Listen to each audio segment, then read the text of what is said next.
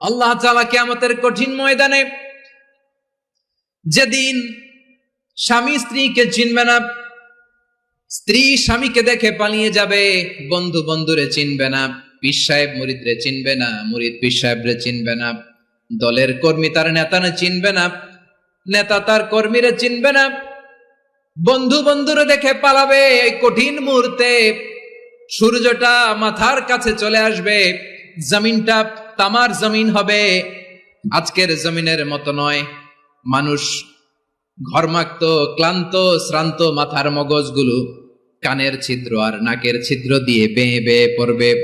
বিশ্বনবী ফরমান, কিয়ামতের ওই কঠিন ময়দানে 7 শ্রেণীর ব্যক্তিকে রব্বুল আলামিন তার আরশের নিচে ছায়া দিবেন। তার মধ্যে প্রথম শ্রেণীর ব্যক্তি হলো ইমামুন আদিল। ইমামুন আদিল, ন্যায়পরায়ণ শাসক, যে ইনসাফের সাথে বিচার করে, যে জাস্টিস সমাজে সার্ভ করে, যে সুশাসন নিশ্চিত করে, ওই ইমামুন আদিল। আদিল শব্দটা বুঝছেন না? ইন্নাল্লাহা ইয়া'মুরু বিল আদল, পাইছেন? আদিল।